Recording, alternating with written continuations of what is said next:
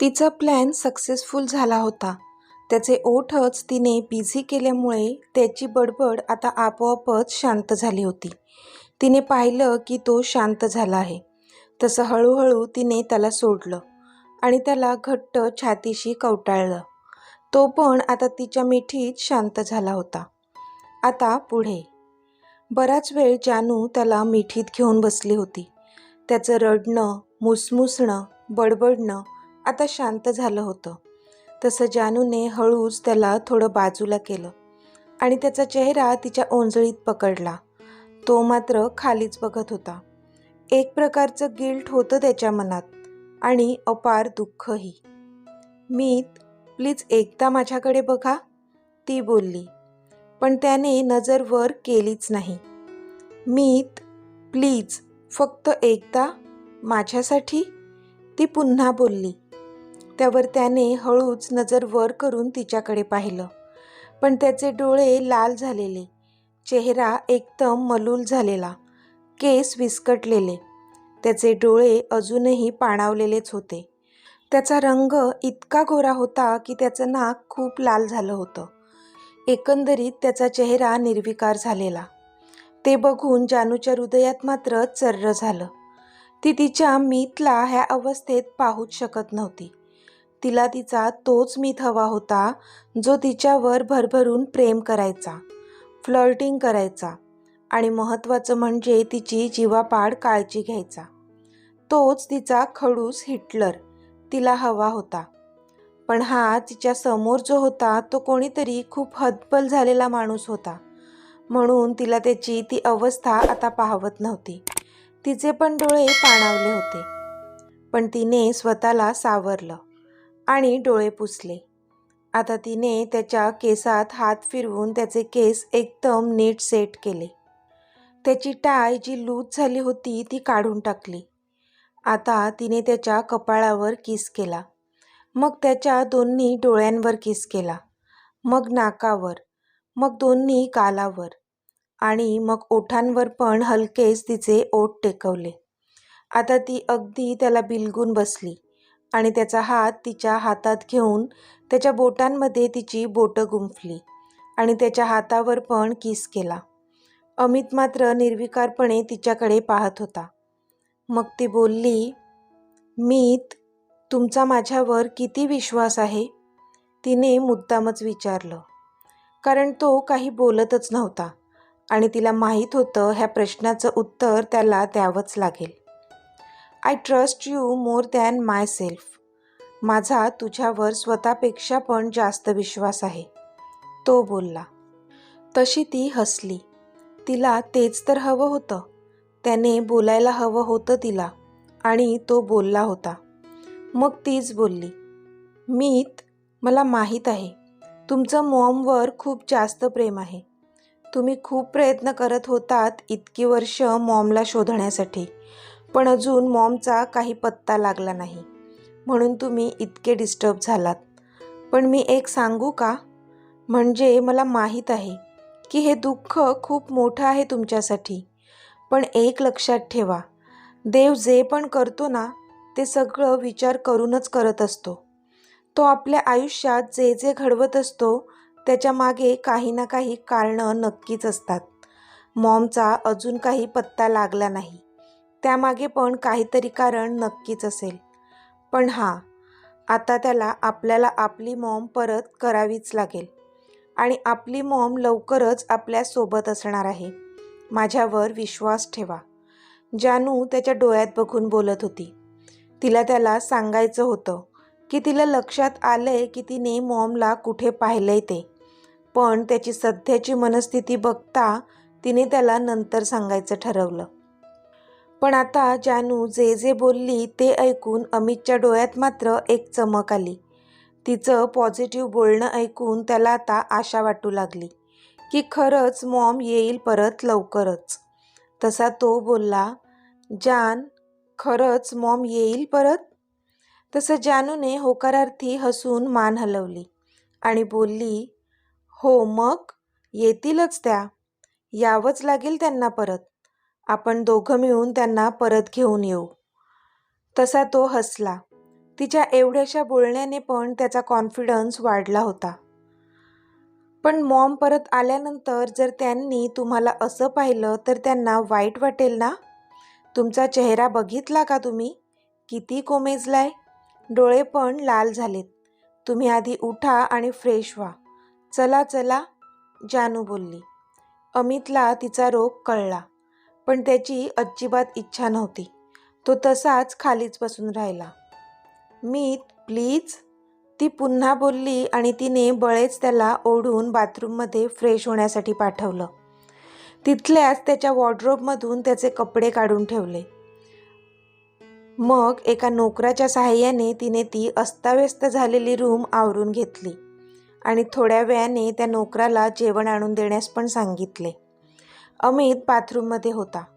जानूने रॉनीला phone केला आणि अमित ठीक असल्याचे सांगितले आणि अजून थोडं महत्त्वाचं बोलून तिने फोन ठेवून दिला. अमित फ्रेश होऊन बाहेर आला. एक छानसा येलो कलरचा टी शर्ट आणि ब्लॅक ट्रॅक पॅन्ट त्याने घातली होती. आंघोळ केल्यामुळे अमितला आता थोडं रिलॅक्स वाटत होतं. तो बेडवर जानूच्या बाजूला बसला. अजूनही मॉमचे विचार डोक्यात होतेच त्याच्या. मीत, अजून विचार नका करू, सगळं नीट होणार आहे. तो अजूनही शून्यात बघत बसला होता, म्हणून ती त्याचा हात हातात घेऊन बोलली.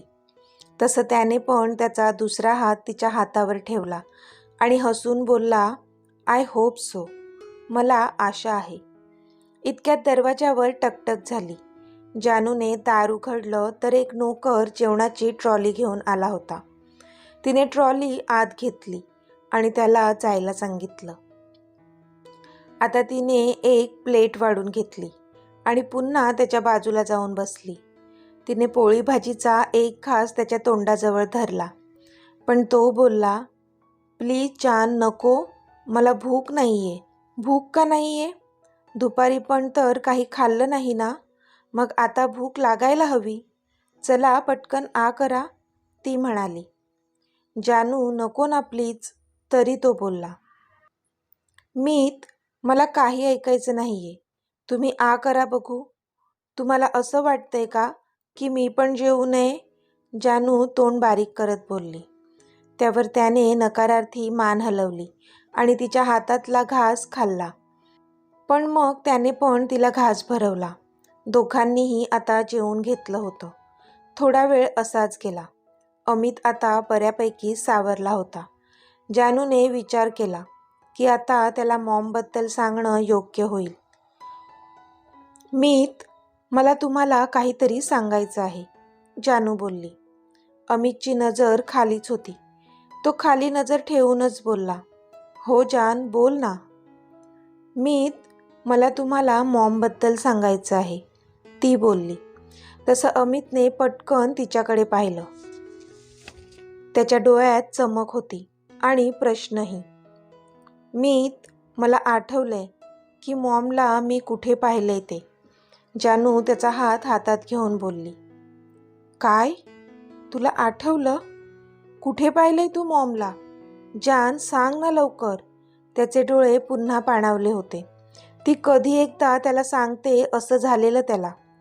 चेन्नईला, जानू बोलली. चेन्नईला? चेन्नईला कुठे?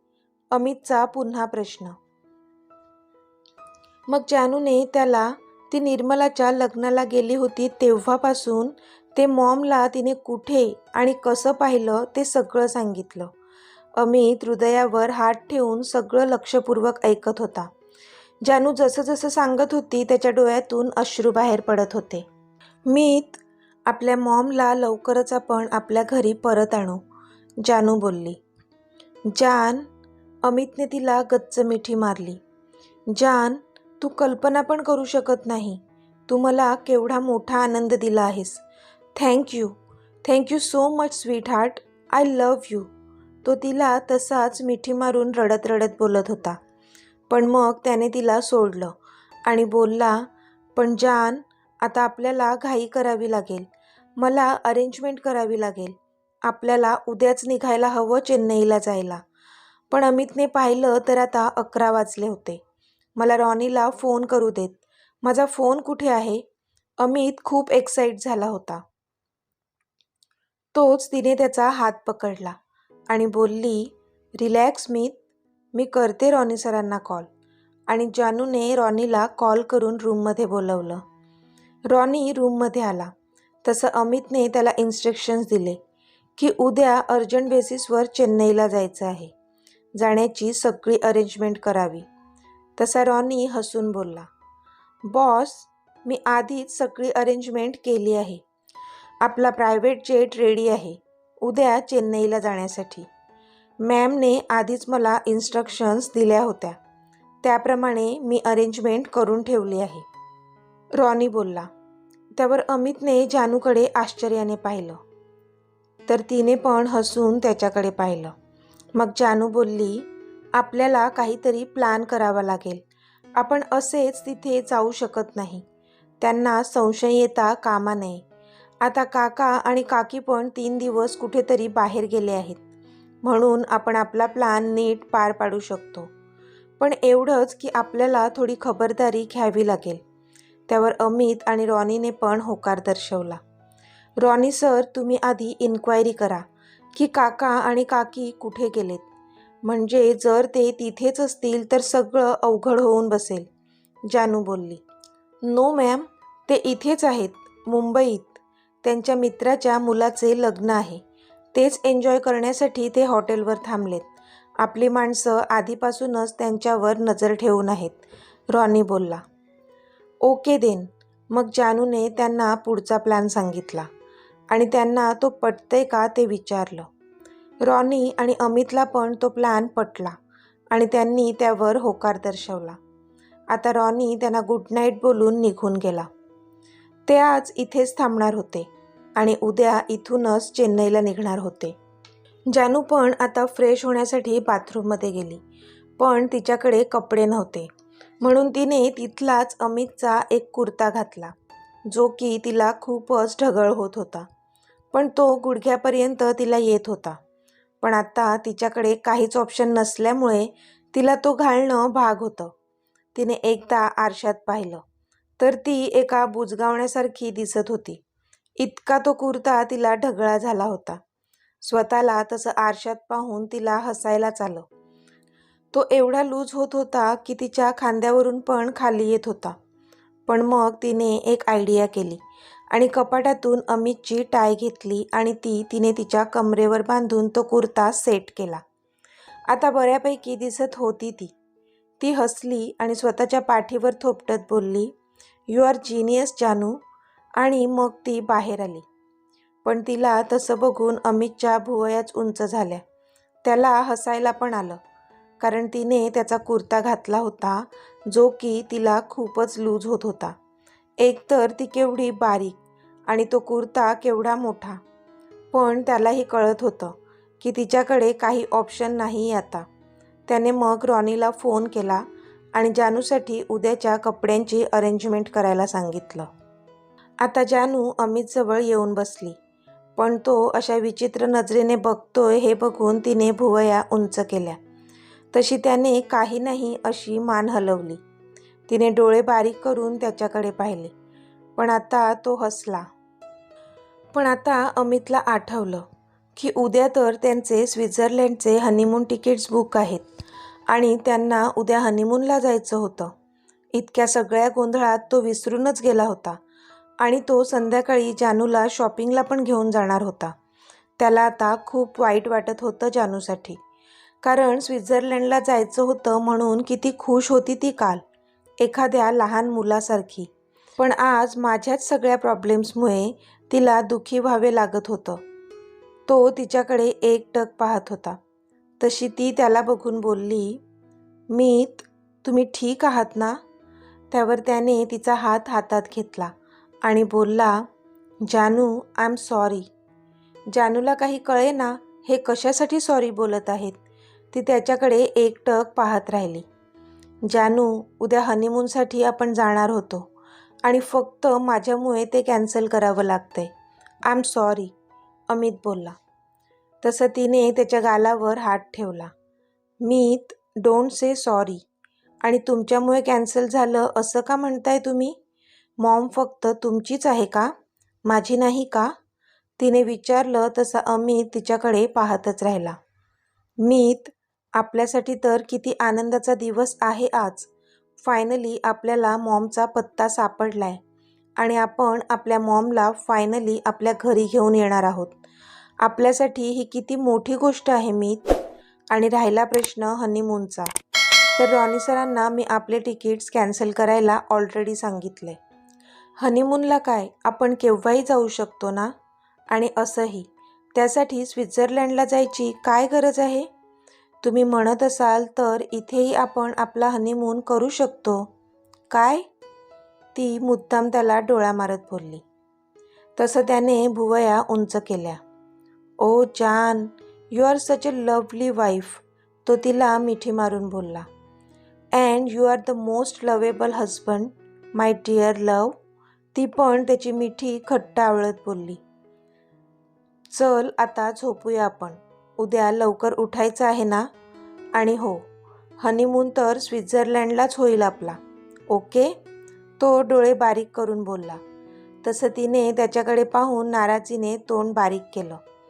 तसा आता तो हसला आणि तिच्या डोक्यात एक टपली मारून बोलला, जान, किती नौटंकी आहेस ग तू. तुझ्या थोडं पण जवळ गेलो तरी नुसती शहारतेस तू, आणि आता का मला तोंड बारीक करून दाखवतेस. तशी ती हसली. तिचा मीत आता त्याच्या मूळ स्वभावावर आला होता म्हणून ती खुश होती. मीत, तुम्ही असेच छान वाटतात, मजा मस्ती करणारे, मला छळणारे. तुम्ही असेच राहा, नेहमी आनंदी. तुम्हाला कल्पना पण नाही, थोड्या वेळाआधी तुम्हाला ज्या अवस्थेत मी पाहिले तेव्हा माझी काय अवस्था झाली असेल. प्रॉमिस मी, पुन्हा असं नाही वागणार, ती बोलली. तसा त्याने तिच्या हातात हात दिला आणि बोलला, आय एम सॉरी जान, माझ्यामुळे खूप त्रास झाला ना तुला. बट आय प्रॉमिस यू, मी ह्यापुढे असं वेड्यासारखं नाही वागणार. तशी ती हसली. आता त्याने तिच्या कपाळावर किस केलं आणि बोलला, गुड नाईट डिअर. तसं तिने पटकन त्याला स्वतःजवळ ओढलं आणि त्याच्या ओठांवर हलकेच तिचे ओठ टेकवून बोलली, आत्ता माझी नाईट जास्त गुड होईल. तसा तो गालातच हसला आणि बोलला, माझी पण. It's very sweet. Good night dear. मग दोघेही झोपेच्या अधीन गेले. पण मध्यरात्री अमितला जाग आली. त्याला झोप कुठे लागत होती. उद्या फायनली ते त्यांच्या मॉमला शोधायला जाणार होते. मॉम तिथे सापडेल का? काही प्रॉब्लेम तर होणार नाही ना पुन्हा? हेच विचार त्याच्या डोक्यात येत होते, म्हणून त्याला झोप पण लागत नव्हती. बाजूच्या टेबलवर ठेवलेलं पाणी प्यायला तो आणि स्वतःला रिलॅक्स करू लागला. मग त्याने बाजूला पाहिलं तर जानू शांत झोपली होती. तो विचार करू लागला, किती निरागस आहे ही. स्वतःचा विचार न करता तिने हनीमूनचे तिकीट पण कॅन्सल करायला लावले. माझी जानू, स्वतःच्या आधी दुसऱ्यांचा विचार करतेस तू. तुझा हाच स्वभाव तर मला आवडतो आणि म्हणून तर मी ठार वेडा आहे तुझ्या प्रेमात. तो विचार करतच होता की त्याने पाहिलं, तिने जो त्याचा कुर्ता घातला होता तो तिच्या खांद्यावरून थोडा खाली उतरला होता. ते पाहून तो थोडा ओठांच्या कोपऱ्यात हसला आणि थोडं झुकून त्याने तिच्या त्या उघड्या खांद्यावर त्याचे ओठ टेकवले. तशी तिने चुळबुळ केली. मीत, झोपू द्या ना प्लीज. ती झोपेतच बडबडली. तसा तो हसला आणि तिच्या कानावर किस करून बोलला, हो ग माझी राणी, झोप तू आरामात. पण तिने तिचा एक हात त्याच्या अंगावर टाकला आणि बोलली, तुम्ही पण झोपा. तशी त्यानेही नकारार्थी मान हलवली आणि बाजूचा लॅम्प ऑफ करून तिच्या कुशीत झोपला. हिला झोपेतसुद्धा माझीच काळजी, तो मनातच बोलला. सकाळी अमित लवकरच उठला. त्याने स्वतःचं पटपट आवरून घेतलं आणि मग जानूला उठवलं. मग जानूने पण तिचं लवकरात लवकर आवरून घेतलं. रॉनीने आधीच तिच्यासाठी कपडे मागवून घेतले होते. जसे दोघेही तयार झाले ते खाली हॉलमध्ये आले. तिथल्या मेडनी आधीच नाश्ता बनवून ठेवला होता. मग त्या तिघांनीही डायनिंग टेबलवर बसून नाश्ता केला. अजून 7 वाजले होते आणि त्यांचं जेट बरोबर 8 वाजता उडणार होतं चेन्नईसाठी. त्यांना पोहोचायला कमीत कमी 2 तास तरी लागणार होते चेन्नईला. Ronnie all set? अमितने विचारलं. येस बॉस, आपलं जेट रेडी आहे. काळजी करण्यासारखं काहीच नाही, रॉनी बोलला. Good, then we have to leave now. ठीक आहे, मग आपल्याला निघावं लागेल आता, अमित बोलला. येस बॉस, रॉनी बोलला आणि बाहेर गेला. अमितने जानूला डोळ्यांनीच विचारलं, तू ओके आहेस ना? तशी जानूने हो मध्ये मान हलवली. तसा तो उठला आणि तिला घेऊन बाहेर गेला. रॉनी गाडीत पुढे बसला. जानू आणि अमित मागे बसले. थोड्या वेळाने ते त्यांच्या प्रायव्हेट जेटकडे पोहोचले. अमित, जानू आणि रॉनी तिघांच्या व्यतिरिक्त फक्त पायलट जेटमध्ये होता. त्यांचं हे मिशन सिक्रेट होतं, म्हणून त्यांच्या तिघांव्यतिरिक्त कोणालाच काही खबर नव्हती ह्याची. आणि मग त्यांचं विमान निघालं चेन्नईच्या दिशेने. तर मित्रमैत्रिणींनो, आजचा भाग तुम्हाला कसा वाटला ते मला कमेंटमध्ये सांगा. आणि जर आवडला असेल तर व्हिडिओला लाईक करा, शेअर करा आणि चॅनलला सबस्क्राईब करून बाजूची घंटी नक्की दाबा. चला तर भेटूया आपल्या पुढच्या भागात. तोपर्यंत धन्यवाद.